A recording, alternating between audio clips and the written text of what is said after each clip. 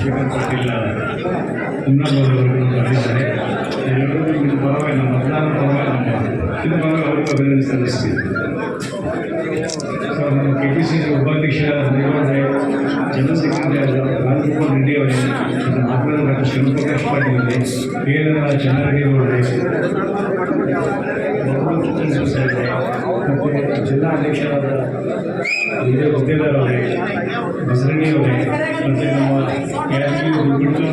Block ಅಧ್ಯಕ್ಷರು, Manoj block ಅಧ್ಯಕ್ಷರೇ, ಮತ್ತು ಇತರ ನಮ್ಮ ವಿವಿಧ ಘಟಕಗಳ ಇದು ಪ್ರಧಾನಮಂತ್ರಿಗಳಿಗೂ ಸ್ವಾಗತ ಮಾಡ್ತೀನಿ. ಪರವಾಗಿ ಅವರಿಗೆ ಇದು ಮಾಡಿ ನಾನು ಹೆಚ್ಚಿಗೆ ಹೇಳೋದಿಲ್ಲ, ಯಾಕೆ ಟೈಮ್ ಭಾಳ ಆಗಿದೆ.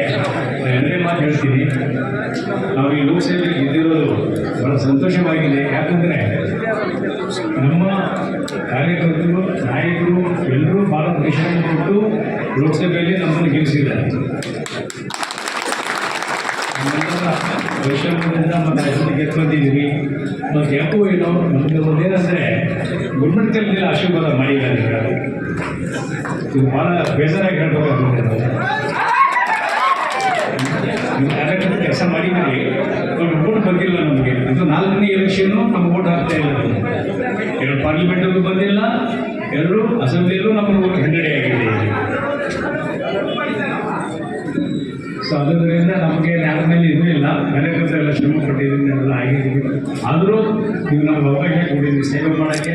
ನಾವು ನಿಮ್ಮ ಸೇವೆ ಮಾಡ್ತೀವಿ, ನೀವು ನಮಗೆ ಸಹಾಯ ಮಾಡಿರಿ, ಮಾಡದೇ ಇರಲಿ. ನಾವು ಬರ್ತಾನೆ ಬಂದಿದ್ದೀವಿ. ನೀವು ಏನಿದ್ರು ನಾವು ಸೇವೆ ಮಾಡ್ತೀವಿ. ನಾವು ಜಾಸ್ತಿ ಹೇಳಕ್ಕೆ ಹೋಗೋದಿಲ್ಲ. ನನ್ನೆಲ್ಲ ಕಾರ್ಯಕರ್ತರ ಬಂಧುಗಳಿಗೆ ಇನ್ನೊಂದ್ಸಲ ವಂದಿಸಿ ನನ್ನ ಮಾತನ್ನು ಮುಗಿಸ್ತೀನಿ. ಜೈ ಹಿಂದ್, ಜೈ